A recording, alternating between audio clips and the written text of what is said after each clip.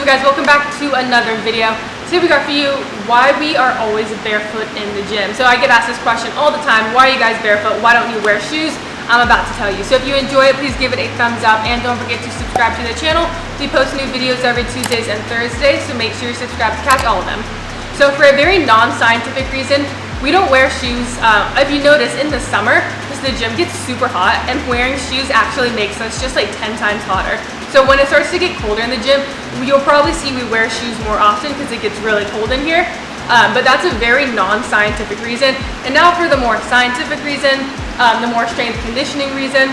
I've actually been a fan of barefoot training for a very, very long time. We used to do it in college every now and again when I played soccer.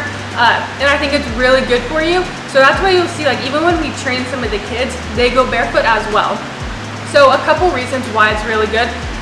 We have a lot of proprioceptors in our feet, and often the shoes we wear limit their ability to do work, right? The shoes we wear have big, thick soles. They're really cushy, really comfortable, but they don't let our feet do the work that our feet are meant to, right? And what I mean by that is in our feet, like I said, we have proprioceptors, and that they relay information to our brain.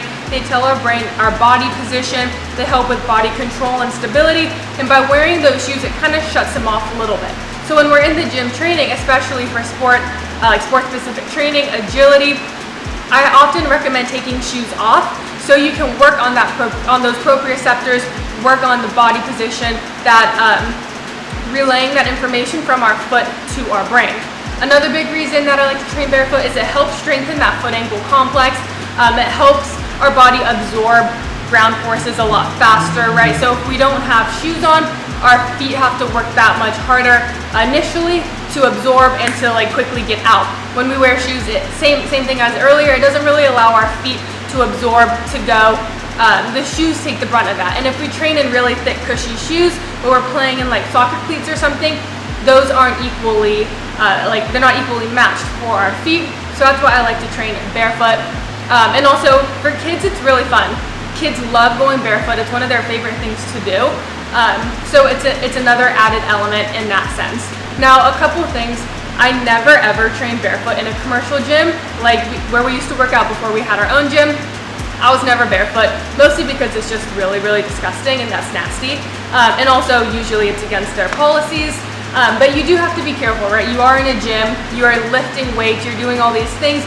If you drop something on your foot, it's probably gonna hurt. And although having a shoe is probably not gonna minimize the damage that much, you still have to be careful, especially with kids stubbing your toe, doing all these things. So make sure you're mindful of it. And you also don't see me going out and like running on the treadmill barefoot or doing long distance running, playing soccer barefoot. So be smart, but I definitely recommend every now and again, if you can, take off your shoes. And another thing that I highly recommend, if you don't train barefoot, you don't have to. I spent my entire athletic career not training barefoot, but a big thing is at my house, we don't wear shoes. So if you can just get time with your feet outside of shoes, letting your toes do work, your feet do work, helping those proprioceptors, improving them, that's really gonna help you in your ability to relay that information, strengthen your foot-ankle complex, help with stability, control, body awareness, body position, and all that. So if this helped, give it a thumbs up and subscribe to the channel. Hopefully you guys liked it.